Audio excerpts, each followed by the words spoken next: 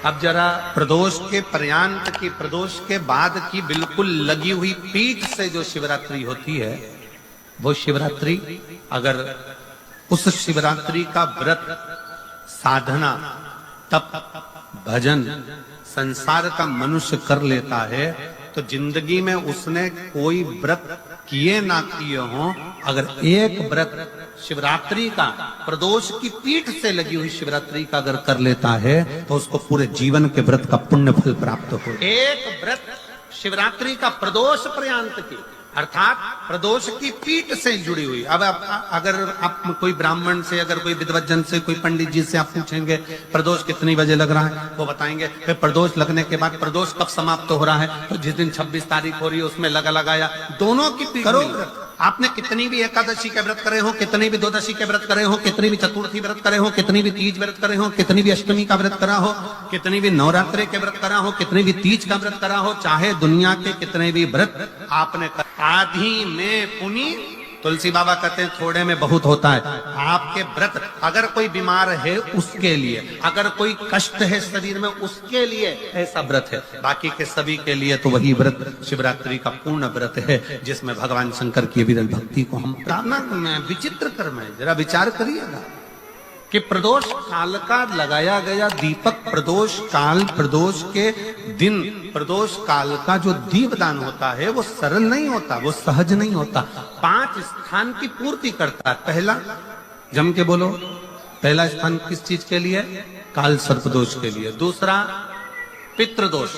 कैसा भी तुम्हें कोई पितृदोष बता दे, कितना भी तुमसे कोई कह दे कि तेरे घर में पितृ का दोष है, तेरे घर में ये दोष है, अगर आप प्रदोष के दिन, प्रदोष काल में, अर्थात सूर्य अस्त के समय के 2:45 तक का जो समय होता है, 2 घंटे के समय का, उसके अंतर्गत अगर आप प्रदोष काल के समय में भगवान शंकर को दीप लगाने के लिए अगर पहुंचे हो तो वो आपको फल देगा ही, पितृदोष का निवारण होगा ही, चाहे तुम कुछ करो चाहे मत करो, और पितृ की शांति करा दे। दूसरे नंबर पर है पितृदोष। तीसरे नंबर पर है वास्तु दोष। हमारे घर का, अब एक बहुत सावधानी से श्रवण कर, वंश की वृद्धि नहीं है। 30 वर्ष शादी के हो गए, 40 वर्ष शादी के हो गए और औलाद है ही नहीं।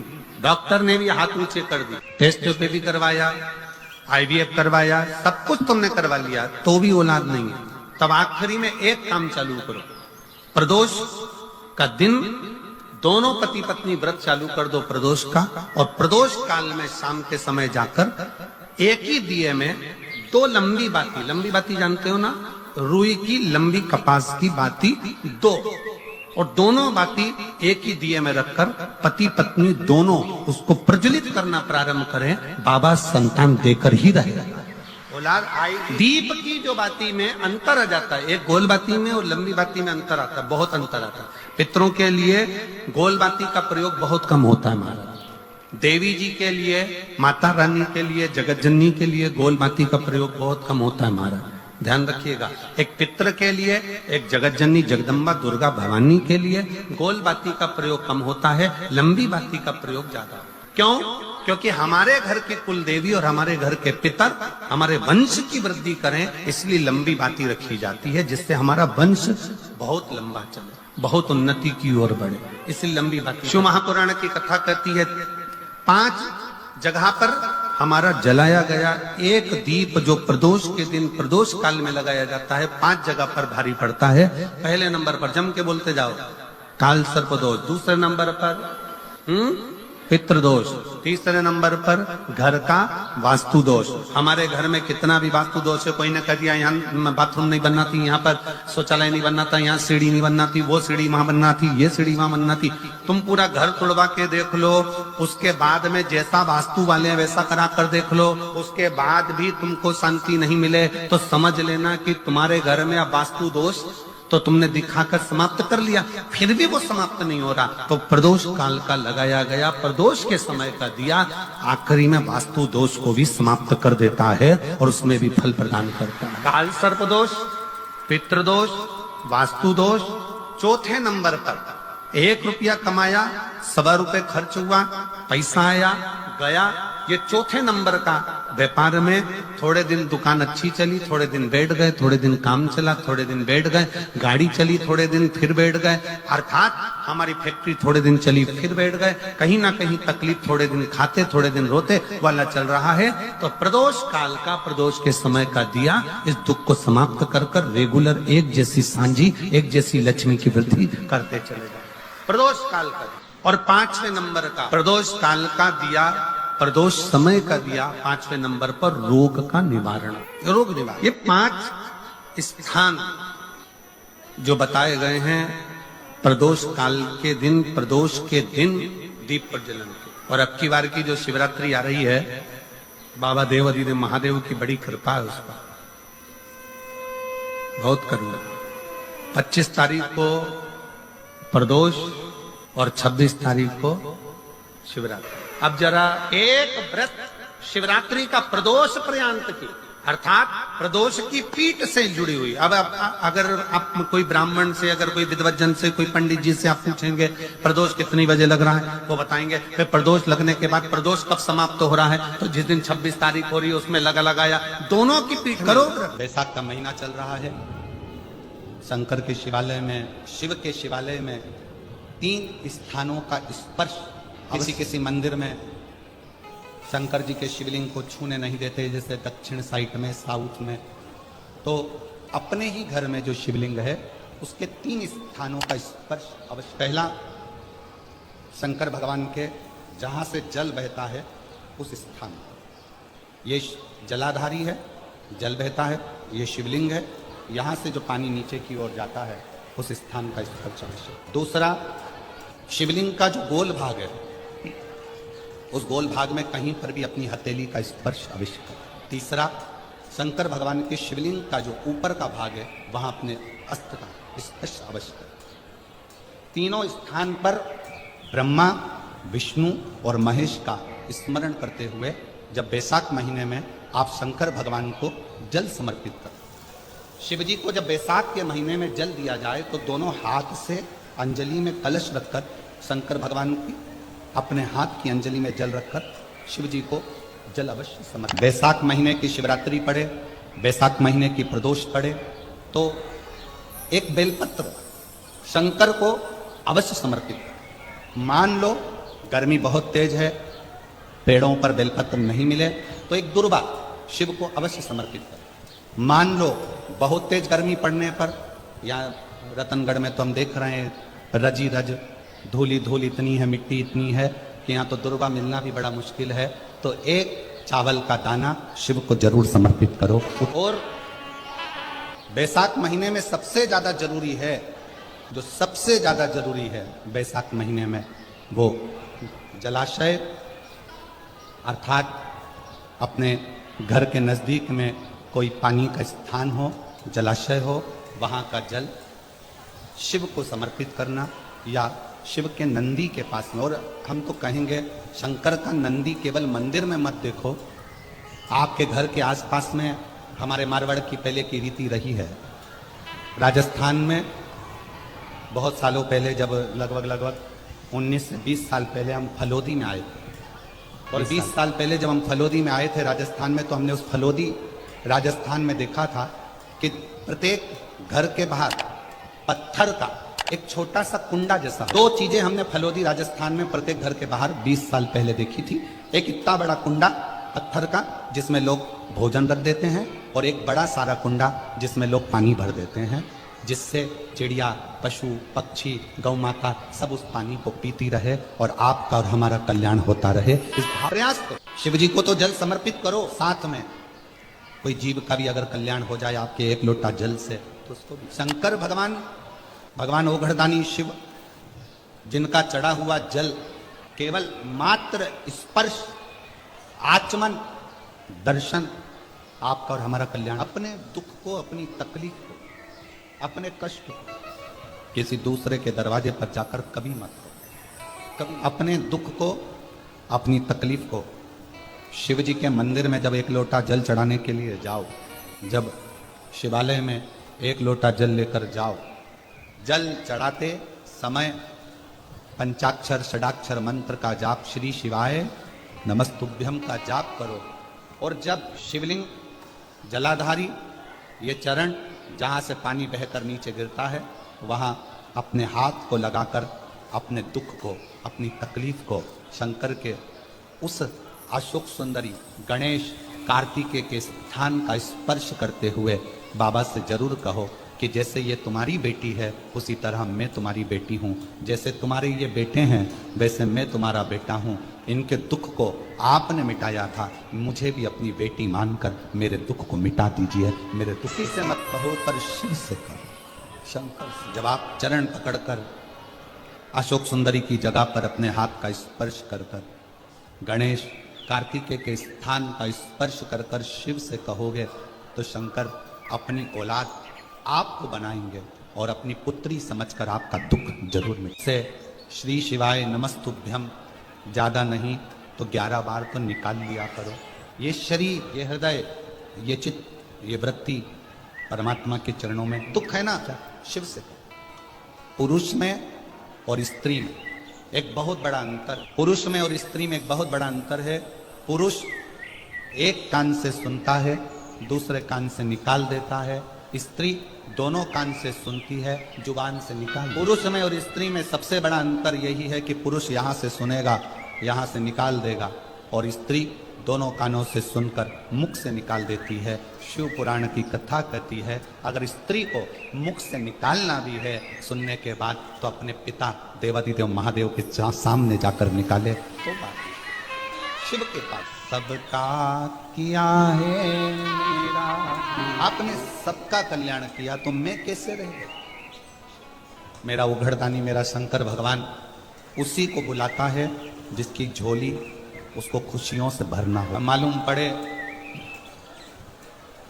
पूरा रतनगढ़ का लोग कथा सुनने के लिए आ जाए तो शंकर भगवान को 3 महीने में देना है, ये शिव पुराण का प्रमाण है। अब बुलाएगा उसी को जिसको देना हो, जिसको देना ही नहीं है वो मन बनाकर रख भी लेगा कि मुझे कथा सुनने जाना है, कथा सुनने जाना है, पर मेरा भोले बाबा उसको यहाँ तक पहुँचना ही नहीं, पहुँचने। कल कथा में अपन ने श्रवण किया था कि संकल्प आपका होता है और पूरा करने वाला देवादिदेव महा कोई दूसरा नहीं पूरा करेगा। भाई श्री हनुमान प्रसाद जी पोद्धर जी ने अपनी वाणी में कल्याण के शिव अंक में, अगर बन सके तो आप पढ़िएगा, कल्याण के शिव अंक में भाई श्री ने एक लाइन लिखी है। भाई श्री ने अपनी वाणी में लिखा कि भगवान को पाने के लिए अगर तुम अपने दिल से एक बार अगर मुख से कह दोगे कि हे प्रभु मैं तुम्हारा हूं और तुम मेरे हो, बस ये बात अगर दिल से कह दी तो परमात्मा भी तुम्हारा हो जाता है। जरूरी नहीं कि उपास करोगे तो भूखे रहना पड़ेगा। व्रती का मतलब क्या होता है? व्रती का मतलब क्या है? एक सिंहपुर प्रदेश में एक व्रती ब्राह्मण रहता था। व्रती ब्राह्मण का मतलब यह है कि वो कुछ खाए पीने से या उपास रखने से, साबूदाना खाने से, मोरधन खाने से, चिप्स खाने से, वेपर्स खाने से, पपीता खाने से, सेवफल या केला खाने से व्रत नहीं होता। व्रत का मतलब है कि तुमने एक नियम बना लिया कि मैं रोज अपने घर से 1 लोटा जल लेकर शंकर के मंदिर जाऊंगी, या आपने कोई नियम बना लिया कि मैं 15 मिनट शंकर का भजन करूंगी, या नियम बना लिया राम नाम, कृष्ण नाम, शिव नाम जपूंगी, ये तुम्हारा व्रत हो गया, तुम व्रती हो गए। ये व्रत तुमने धारण। कई माताओं ने नियम बनाया, रतनगढ़ की ही रहने वाली माताएं, कई माताएं रतनगढ़ की ही रहने वाली पंडाल में रह रही, कई माताएं रतनगढ़ की। उसने नियम लिया कि मुझे 7 दिन कथा सुनना, उसका नियम था, व्रती है। व्रत करने का मतलब यह नहीं है कि तुमने उपास करा, कुछ खाया पीना छोड़ दिया, कुछ खाना पीना छोड़ दिया तो भगवान तुमसे प्रसन्न हो जाएगा। शिव महापुराण की कथा कहती है, शंकर भगवान की कथा कहती है, यहाँ शिव पुराण कहती है कि आपका एक व्रत, कुछ भी अपनी जिंदगी में एक संकल्प, एक नियम ले लो, शिव पूरा कर देगा, व्रती हो गए। एक ब्राह्मण रहता था, बड़ा व्रती था, और वो महाव्रती ब्राह्मण तत्व किसको कर, शंकर की भक्ति किसको कर, शिव पे चढ़ा हुआ जल धारण हो, शंकर पर चढ़ी हुई बेलपत्र साधारण। पूज्य संत शिरोमणि श्री कौशिक जी महाराज जी बैठे हैं, जिन्होंने अपनी वाणी में बेलपत्र की महत्वता, शमी पत्र की महत्वता, शमी के वृक्ष की महत्वता, साथ में श्री शिवाय नमस्तुभ्यम की महत्वता अपनी वाणी में निरंतर। शिव जल साधारण नहीं है, शंकर की भक्ति साधारण नहीं है, शिव स्मरण साधारण। कितना फल है जल का। पार्वती जी को मालूम था शंकर जी को इतनी जल्दी प्रसन्न नहीं कर सकते, तो पार्वती जी ने एक नियम बनाया, पार्थिव शिवलिंग का निर्माण करना और शिव जी पे जल चढ़ाना। एक लोटा जल सारी समस्या का हल। एक पार्थिव लिंग का निर्माण कर कितना कितना अर्चन माता पार्वती जी के जीवन में, कितना कितना अर्चन। माता पार्वती मैया जब जब जल भरने के लिए जलाशय में जाती हैं और शिव जी को जल चढ़ाने के लिए लेकर आती हैं, तो बीच में मगर उनको कहीं पार्वती मैया जब भगवान शंकर को रिझाने के लिए आतुर होती हैं, तो फिर कोई ना कोई क्रम होकर उनकी अर्चना जो हो रही है, भजन जो हो रहा है, स्मरण जो हो रहा है, उसमें महापुराण की कथा कहती है कि जब भी आप कोई तप करेंगे, साधना करेंगे, भजन करेंगे, कीर्तन करेंगे, मंत्र जाप करेंगे, नाम जाप करेंगे, स्मरण करेंगे, तो थोड़ी ना थोड़ी अर्चन बीच में आती, और उसमें घबराना नहीं। उस अर्चन में अपन को घबराने का काम नहीं। एक बड़ा सुंदर व्याख्यान वर्णन है। मान लो किसी काम के लिए आप बहुत दिनों से लगे हुए हो और वो कार्य पूर्ण नहीं हो रहा, बहुत दिनों से लगे हो, मेरा ये कार्य होना चाहिए, मेरा ये कार्य होना चाहिए, मेरा ये कार्य होना चाहिए, और नहीं हो रहा। तो शिव महापुराण का एक बड़ा सुंदर सा भाव वर्णन किया कि बेलपत्र का जो नीचे का जो भाग होता है, बेलपत्र के जो नीचे का जो भाग, इस नीचे के भाग में थोड़ा सा गाय का घृत, देसी गाय का थोड़ा सा घी, घृत इस नीचे के भाग में लगा ले। ये उनके लिए भी है जो बहुत दिनों से कोई कार्य करना चाह रहे हैं पर हो नहीं रहा, बहुत दिनों से लगे हुए हैं, आज होगा, कल होगा, परसों होगा, कोई फाइल अदालत में अटकी हुई है, कोई प्रशासनिक कार्य अटका हुआ है, कोई कार्य अटक रहा है, उसके लिए बहुत नीचे की जो डंडी है उसमें घृत लगा लो, घी गाय। और इस दो पत्ती और बीच की पत्ती के बीच का जो डंडी का भाग है, बीच की जो डंडी का भाग, इसमें लाल चंदन लगा लीजिए, बीच के भाग में लाल चंदन। और किसी भी प्रदोष के दिन प्रातः से लेकर शाम तक के बीच में, प्रदोष काल के मध्य तक के बीच में कभी भी इस बेलपत्र को, शंकर भगवान को, ये जो डंडी का मुख है, ये डंडी का मुख जलाधारी की ओर हो। श्री शिव चालीसा। जय गणेश गिरिजा शुभन मंगली मूल सुजान, कहति अयोध्या दासी तुम, देहु अभय बलिदान। जय गिरिजापति दीन दयाला, सदा करति संतन प्रतिपाला। भाले चंद्रमा सोहतिनी के, कानन कुंडल नागी फनी के। अंगी गौरी शिव गंगे बहाए, मुंडी माले तनि छाड़ी लगाए। बस्ती खाल बाघंबर शोहे, छवि को देखे नाग मन मोहे। नैना मातु की हवे दुलारी, बामे अंग सोहत छवि न्यारी। कर त्रिशूल सोहत छवि भारी, करति सदा सतुरन छयकारी। नंदी गणेश सोहे तह कैसे, सागर मध्य कमल है जैसे।